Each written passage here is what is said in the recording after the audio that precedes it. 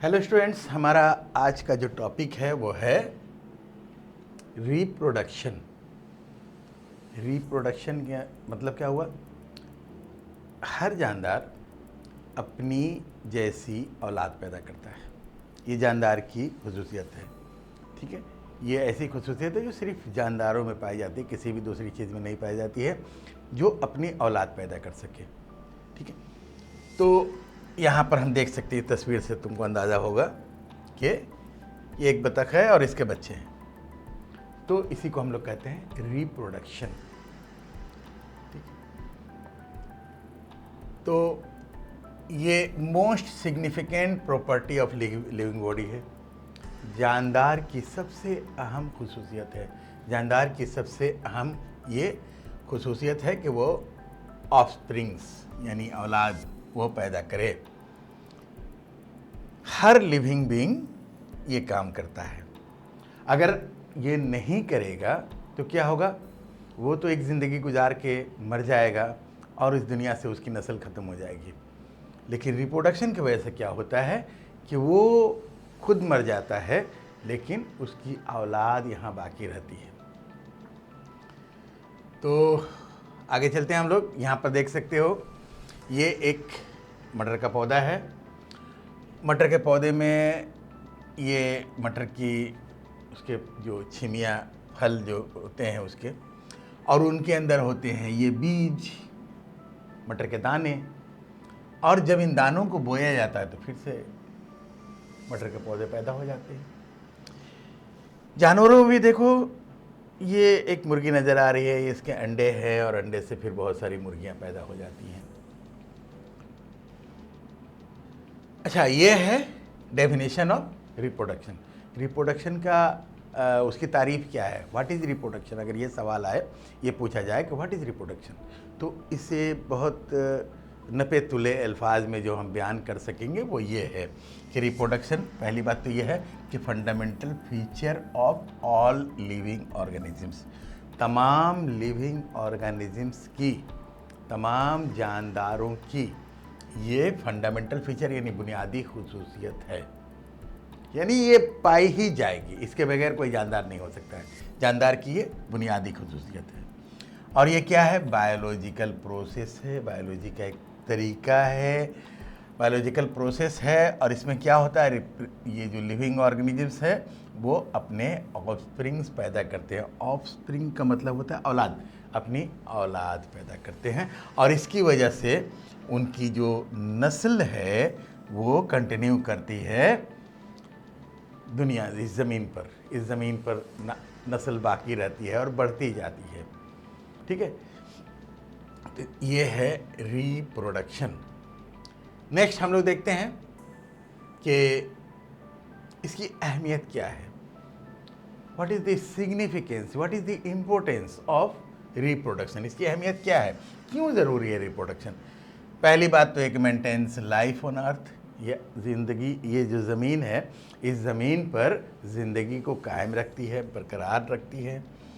और ये continuity of species, एक स्पीसीज़ की नस्ल को बरकरार रखती है, जनरेशन आफ्टर जनरेशन, एक नस्ल के बाद दूसरी नस्ल। ठीक है, मान लो बकरियां हैं तो बकरियों के फिर बच्चे होते हैं, फिर अगली नस्ल वो जवान होती है, पुरानी वाली मर जाती हैं, नई वाली जवान होती है, फिर उनके बच्चे होते हैं, फिर ये मर जाती हैं, उनके बच्चे जवान होते हैं। इंसानों में भी ये चलता रहता है। तो ये कंटिन्यूटी ऑफ स्पीसीज होता है, जनरेशन आफ्टर, तो ये कंटिन्यूटी ऑफ द स्पीसीज होता है जनरेशन आफ्टर जनरेशन। अच्छा, इसमें एक और पहलू है इसका कि जेनेटिक वेरिएशंस होते हैं पॉपुलेशन में, यानी आबादी में सारे के सारे एक तरह के नहीं होते हैं। कोई किसी में थोड़ी कोई खूबी होती है, किसी में कोई और खूबी होती है, मुख्तलिफ वेरिएशंस पैदा होते हैं रिप्रोडक्शन की वजह से। और किसी भी पॉपुलेशन में किसी भी वक्त देखोगे तो उसमें यंग भी होंगे, एडल्ट भी होंगे और एजेड पर्सन भी होंगे। ये जानवरों में भी बच्चे भी होंगे, जवान भी होंगे, बूढ़े भी होंगे, इंसानों में भी है, पौधों में भी है। हम देखेंगे कुछ पौधे बहुत छोटे हैं, कुछ बड़े हैं, कुछ बहुत बूढ़े हो चुके हैं। तो ये हुआ सिग्निफिकेंस ऑफ रिप्रोडक्शन। अब ये है टाइप ऑफ रिप्रोडक्शन। रिप्रोडक्शन की कितनी किस्में हैं? देखो, रिप्रोडक्शन को 2 किस्मों में बांटा जा सकता है। फर्स्ट है एसेक्सुअल रिप्रोडक्शन, दूसरा है सेक्सुअल रिप्रोडक्शन। ये 2 तरह से होता है, एसेक्सुअल, सेक्सुअल। एसेक्सुअल रिप्रोडक्शन क्या है? देखो, एसेक्सुअल रिप्रोडक्शन सिंपल सा है, यहाँ तस्वीर देख के समझ में आ रहा है कि एक जानदार है, वो खुद को डिवाइड करता है, खुद को तकसीम करता है और 1 से 2 हो जाता है। यहाँ समझ में आ रही है तो बात? यानी अपने आप को तकसीम करके अपने आप में से एक जानदार निकाल देता है वो। ठीक है, तो इसकी डेफिनेशन क्या होगी? Asexual reproduction is a process where single parent, ये बहुत इंपॉर्टेंट बात है, देखो ये बहुत इंपॉर्टेंट बात है, यहाँ सिंगल पेरेंट की जरूरत पड़ती है, बस एक। आमतौर से देखते हो ना, 2 पेरेंट होते हैं, माँ बाप, यहाँ नहीं। एसेक्सुअल रिप्रोडक्शन में सिर्फ सिंगल पेरेंट, एक पेरेंट ही अपनी औलाद पैदा कर सकता है। और इसमें दूसरी सबसे बड़ी अहम बात है कि ये जो औलाद होगी वो जेनेटिकली आइडेंटिकल टू पेरेंट होगी। बहुत इंपॉर्टेंट बात है, इसको याद रखोगे। एमसीक्यू वगैरह में पूछा जाता है कि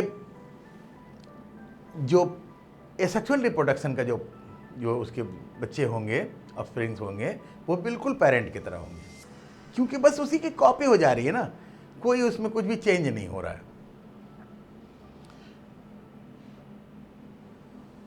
एसेक्सुअल रिप्रोडक्शन की जो कैरेक्टरिस्टिक्स क्या है? पहली बात कि no male female gametes are formed, कोई मेल और फीमेल गैमेट नहीं बनता इसमें। सिंगल पेरेंट, ओनली 1 पेरेंट की जरूरत पड़ती है। और ऑफस्प्रिंग जो पैदा होते हैं, बच्चे जो पैदा होते हैं, वह कहाँ से पैदा होते हैं? Formed by the body cells, जिस्म की खलियों से, बॉडी के सेल से ही बच्चे पैदा होते हैं, बॉडी सेल से होते हैं। मियोसिस डिवीज़न इस तकसीम में, इस रिप्रोडक्शन में मियोसिस डिवीज़न नहीं होता है, कोई नो मियोसिस।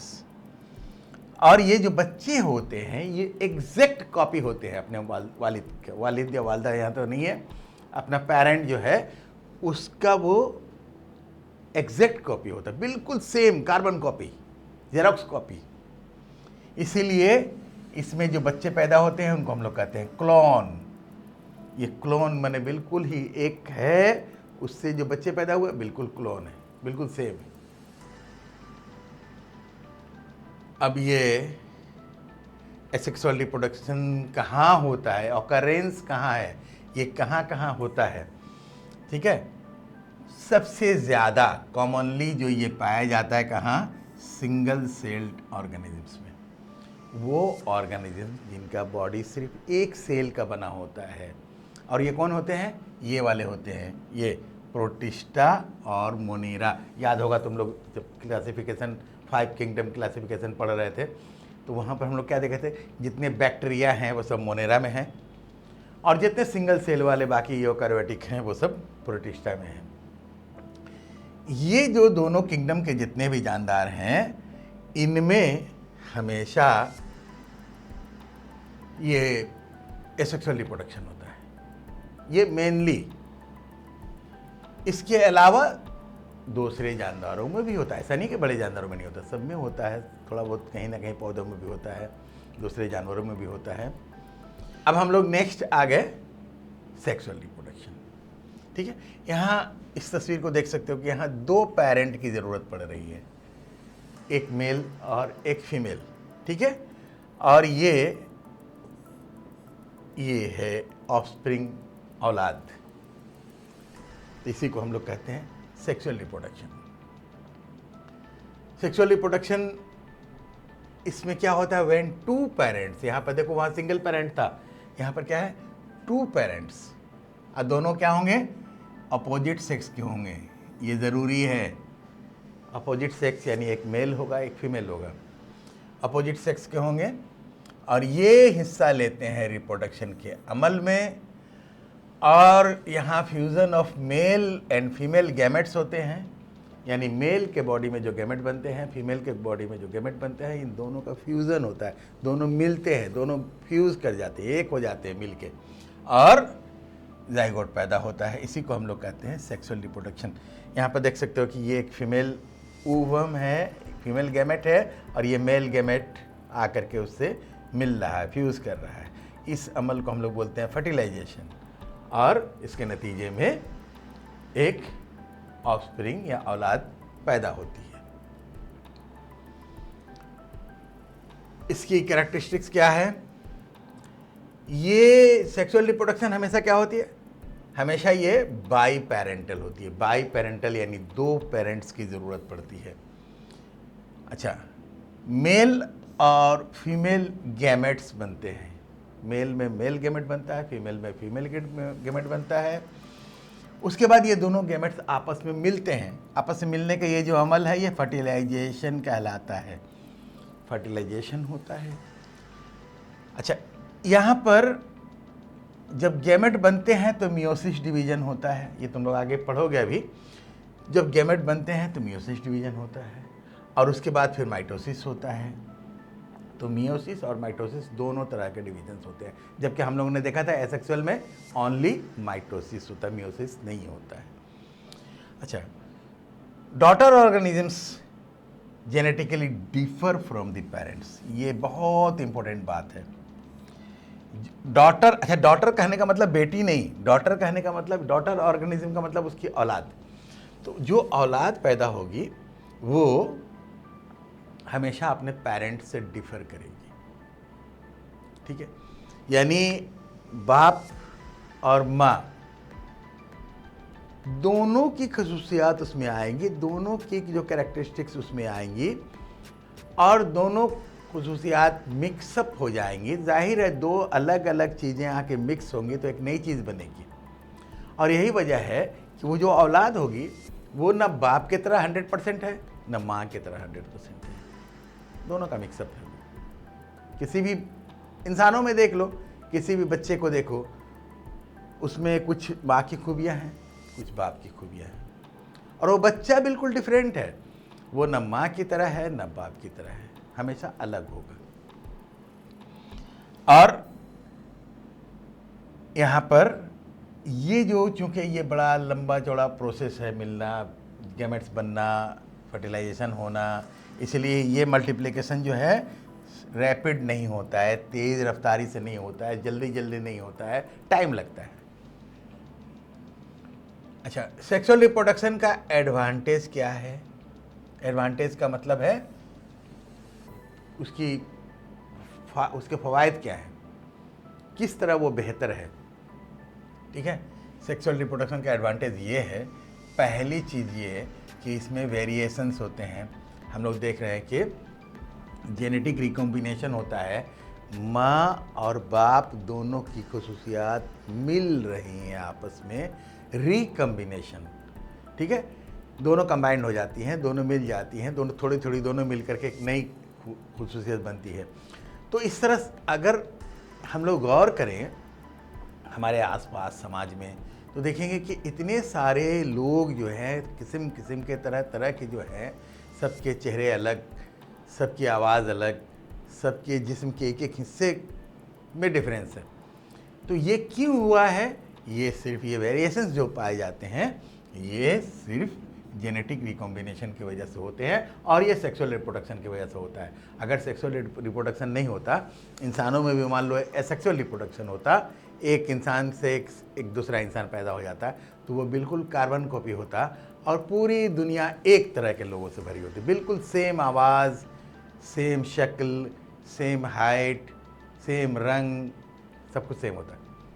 लेकिन ऐसा नहीं होता है। यहाँ पर भांत भांत के तरह तरह के इंसान, या कोई भी जानवर, मान लो बकरी है, कुत्ता है, कोई भी जानवर को देख लो, उसमें क्या हो रहा है? हमेशा वो मिक्सअप हो रहा है, नई नई वैरायटी पाई जा रही है। उसके बाद इसकी वजह से क्या होता है? एवोल्यूशन होता है, ठीक है। एवोल्यूशन होता है, जो जानदार पैदा होते हैं, डार्विन की थ्योरी के मुताबिक नेचुरल सिलेक्शन होता है। नेचुरल सिलेक्शन का मतलब बहुत सारे तरह किस्मों के वो जानदार पैदा होते हैं। अब उसमें जो बेहतर होता है वो बच जाता है, वो ज़िंदा रहता है। जो सही अच्छी खूबियाँ जिसके अंदर नहीं होती हैं वो दुनिया से मिट जाता है, ख़त्म हो जाता है। तो इस तरह से बेहतर होता चला जाता है, एवोल्यूशन होता है। एडेप्टेशन होता है। एडेप्टेशन जो है सेक्सुअल रिप्रोडक्शन की वजह से जानदार जो बेहतर एडेप्ट कर पाता है माहौल को, माहौल में जिस माहौल में पैदा हुआ वहाँ को बेहतर वो वहाँ जी सकता है बेहतर तरीके से, ठीक है, तो वो ज़िंदा रहता है, ठीक है। तो इस तरह से एवोल्यूशन भी और एडेप्टेशन भी ये दोनों होता है। और वीगर एंड वाइटलिटी ये क्या है कि हर नस्ल के बाद जो अगली नस्ल पैदा होती है, जो ऑफस्प्रिंग पैदा होते हैं, उनमें एक वीगर पाया जाता है, वाइटलिटी पाई जाती है, यानी उसके अंदर ज़िंदा रहने की ज़्यादा खूबियाँ पाई जाती हैं, ठीक है। और अगर ये एसेक्सुअल रिप्रोडक्शन होता तो हर बार एक ही तरह का होता, बल्कि कम होती चली जाती है। सेक्सुअल रिप्रोडक्शन का डिसएडवांटेज क्या है? इसकी कुछ तो खामियां हैं, खूबियां तो हैं, खूबियों के बाद कुछ खामियां भी है। खामियां, पहली खूबी ये है कि बाई पेरेंटल है। अब ये भाई बाई पेरेंटल वाला झमेला है। एक फीमेल एक मेल हमेशा, देखो जानवरों में भी हर मेल अपने फीमेल को ढूंढता है, ठीक है। एक पेरेंट दूसरे को ढूंढेगा तब उसके बाद साथ जोड़ी बनाएगा, इंसान में भी होता है। तो ये बाई पेरेंटल का मामला है जिसकी वजह से काफ़ी टाइम लगता है। दूसरी बात है कि ये बहुत स्लो प्रोसेस है, लॉट ऑफ टाइम इसमें लगता है। अब बाई पेरेंटल दो पेरेंट मिलेंगे, उनके गैमेट्स मिलेंगे, उनमें फर्टिलाइजेशन होगा, फिर वो काफ़ी लंबा प्रोसेस है। और फर्टिलाइजेशन भी जो है एक चांस फैक्टर होता है, ये भी एक अहम बात है। चांस फैक्टर का मतलब है कि हर बार जो है ज़रूरी नहीं है कि फर्टिलाइजेशन कामयाब ही हो जाए। होता है ना, एक एक आदमी बरसों उसकी औलाद नहीं होती है, बच्चा नहीं होता है। तो ये क्यों होता है? क्योंकि यहाँ चांस फैक्टर है। कब वो फर्टिलाइजेशन होगा और कब नहीं होगा, डिपेंड्स ऑन मैनी फैक्टर्स, ठीक है। तो है ये शेयर वेयर जो करना है करो, लाइक कर दो, कुछ कमेंट लिखो, और मिलते हैं अगली क्लास में माइक्रो प्रोपगेशन जो हम लोग पढ़ेंगे। इसके लिए तब तक अपना ख्याल रखो।